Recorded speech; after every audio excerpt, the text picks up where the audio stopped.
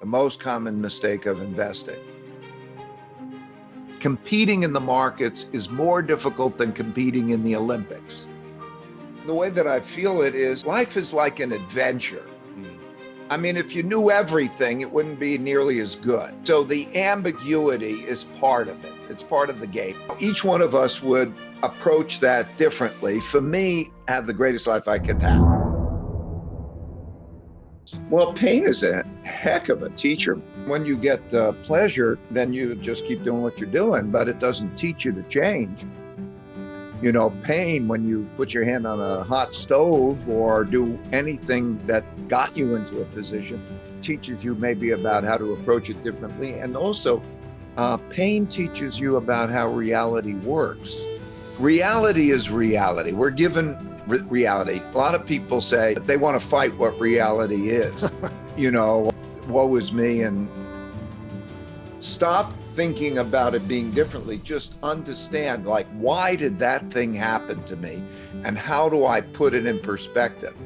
I remember a case that changed me profoundly. So I started my business in 1975, investing. You know, it's easy to be wrong in investing. That's part of the game. But in 1980, 81, I calculated that American banks had lent a lot more money to countries than those countries were going to be able to pay back, therefore have a big debt default, and that would cause an economic crisis. And then in Mexico defaulted in August 1982. So that prediction sort of, wow, came right. And I thought we were going to go into an economic spiral, a depression, a big debt crisis, and I couldn't have been more wrong. That was the exact bottom in the stock market. And I lost money. I lost money for myself. I lost money for my clients. I had to let everybody in my company go. I was so broke, I had to borrow $4,000 from my dad to pay some of my family bills. So, I mean, it was a lot of pain. It's like nature doesn't care about you. It cares about the universe. And so when you have those experiences, just understand how reality works and also how to approach it better. That's smart, I think. It made me think about how I could maintain that upside. You know, risk goes with return. I didn't want to have an ordinary life. So I still wanted the big upside return, but how could I do that? At the time, I reflected it. I felt it was like the following. I'm on one side of a jungle, and I'm on this one side of a jungle. In order to imagine you could have great success if you can cross the jungle alive to get to the other side, but in the jungle are all sorts of terrible things that could kill you and so on. And you have a choice. You can have this ordinary life, or you can try to cross the jungle. Now, each one of us would approach that differently. For me, have the greatest life I could have. So how would you cross that jungle? And what I learned was that the best way to cross that jungle would be with a team of people who I cared about, they cared about with me, who could see things that I couldn't see, and I could see things that they couldn't see. And that way you could be effective together. And so that's what I did. That's how it worked. And what I also learned through that thing is, like, I don't want to get out of the jungle. I don't want to get to the other side, because the actual act of being in it with them and to do those things is itself rewarding. So I think pain is the best teacher, because it gave me the fear of being wrong without me losing my audacity. In other words, it gave me an open-mindedness. It made me start to think, how do I deal with what I don't know? It made me find the smartest people I could find who disagreed with me to start to understand their thinking. I brought in the smartest people I could find who were independent thinkers who would disagree with me. And I learned, this is an important thing to learn, whatever success I had came more from my knowing how to deal with my not knowing than from anything I knew. In other words, what you know in your head is only a small percentage of what the important things and the right things to know is. And so to be able to go outside of one's head and to take in the best of the best, wherever it comes, and then use that to make decisions. And all of that came from that painful, very painful mistake. I wouldn't have known how to have great upside while having acceptable risks. I'm confident that I wouldn't have learned that if I didn't have that kind of experience. And that was the exact bottom financially and so on in my life. From that point up to, not long ago, Fortune described Bridgewater as the 5th most important private company in the country, in the U.S. And so it was that pain and reflecting well on that pain that gave me a greater ability to deal with what I don't know. The way that I feel it is life is like an adventure.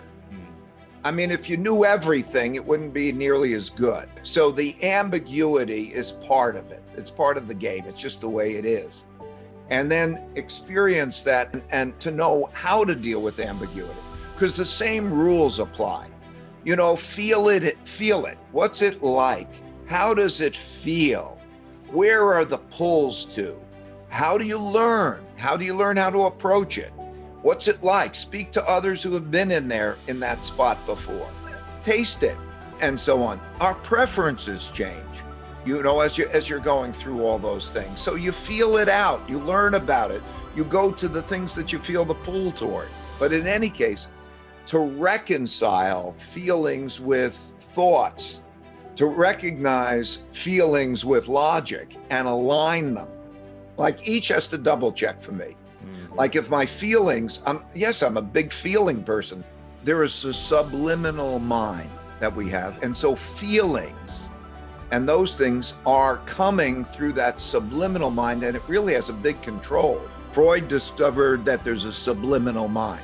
And in that subliminal mind, we just don't see it because it's not conscious. It has a big effect. Meditation has had a big effect on me. I've been meditating since 1969. And then there's a conscious logical mind. In your mind, there are, like everybody's mind, there are these kind of two minds that are working. I find that when I align them, but at the same time, to be able to get their logic and be able to express oneself, in algorithms or so, is a good thing. So when they're aligned, it's kind of a double check and it works at both levels. So I think that's most important. Every time you put on a position in the markets, for example, I am never sure it would be easy if I knew. What I realize on those is doubting is part of that process. You can only be sure a certain amount. How do you get to the best triangulation? In other words, take in from the smartest people and your own thoughts and so on, so that you're making that. Understand how reality works, and then try to make sure that none of your decisions are the ones that knock you out of the game. In other words, like I've got an expression for people who work for me, you can scratch the car, but you can't total the car. So realize, okay, you don't win it all, you make your best bets, but don't have the one. So you have to eliminate the killer ones. Don't put yourself in a position that you can have unacceptable. Because you have enough killer ones, odds are one of them is going to get you. I approach it basically that way. Try to make the diversification, try not to have any killer, eliminate all of those that are unacceptable, and then go for the upside. I make the bet so that I won't allow anyone that'll kill me. Right. And then I typically only want to make bets that I feel good about. And I will have them stress tested, my bets, by having other people stress test it. Just imagine, I don't know, you're playing a chess game. Okay, maybe you're a chess master, but okay, what are you going to do? You have to still make a move. What's the best thing to do? Now, imagine you could ask the best chess masters in the world what you do and think about the pros and cons and make your decision. Maybe if everybody had a scorecard on all their decisions, and then was being able to experience, essentially, you try it one way, you try it the other way, and you start to see what's better, and you get punished one way, you get rewarded the other way. Naturally, you want to go in the direction you get rewarded. I just want to make the best decision possible. I don't care where it comes from. Like you might one thing another. Then that's the beginning of trying to find out what's correct in the path. So a good partner is going to disagree with you and you have to get past it. Okay, no, I don't see it that way. Okay, let's figure it out. And then the scorecard, I think probably had the benefit of that kind of notion. I got a scorecard. Okay, I don't know, like I'm not sure. Okay, bring it on. Please stress test me. Oh, that's great. We're good partners. Like I say, I think before that 1982-ish incident, I probably was a lot more, okay, yeah, I think it's right and what I think is right and I'm a smart guy and so on. So I was like, that life is a good teacher. 2x4 in the head, and you got a couple of those and pain plus reflection equals progress. I found that by writing down my principles and the rules and then testing how they would have performed over time, and that's where the algorithms came, so that I can basically, just like a machine, play it click, click, click, click, click, okay, with execute the game plan, because I know what the experience is like. The experience is like you're wrestling around with it, you're losing money. The day you put on a trade, it doesn't go either straight up or straight down, it goes against you. So now, I don't know, you're losing money. Okay, how much should you lose? What's your game plan? You've got to know your game plan and stick to the game plan. And you can't be shaken out, and yet the emotions are going to cause you to doubt yourself, and plus it brings you stress, all of that. So you have to execute a game plan that's very well thought out. Then over time, you start to develop some better instincts. Like if you're excited and you're going along, be scared. If you're doing something you're really worried about and nobody else is doing it, may be good. Don't be dissuaded. See, the markets are very different than consensus decision making. It's counter consensus because the consensus is built into the price. Right. So if everybody loves something, it's expensive. And if everybody hates something, it's cheap. The most common mistake of investing. Thinking that the investment that did good is a good investment. People rather more expensive. The things that quite often, those markets that did really, really well became more expensive, and everybody, smart money is all the time comparing them and competing. So what happens is the naive money buys the thing that was hot or is hot. The thing that has been terrible, which might be the thing that's beaten down. So where most people say, this is like, oh, what a great company. Okay, Amazon is a great company. We got Amazon's a great company. Who doesn't got that Amazon's a great company? And then, okay, I'm going to go own Amazon, okay? But if everybody's got this, it's a great company and it becomes increment less great than they anticipated, bam, that baby goes down. So you have to start to develop some of those instincts or a game plan. Here's another one that's really important. Diversify. Because what I learned about this is that, first of all investments compete. And it's not easy to tell whether one investment is better than the other, because if people could do that, life would be easy and everybody would make a ton of money. So, and this is a competitive game that's very difficult to compete in. So it's very difficult to say which one's better or worse.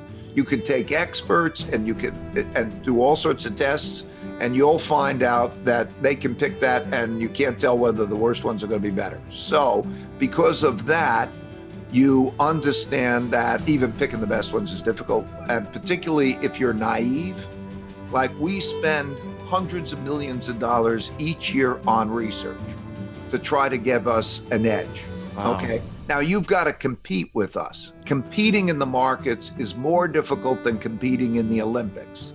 But there are more people who try harder in order to do that. So it's a zero-sum game. But diversification, that they're different, will reduce your risk without reducing your return.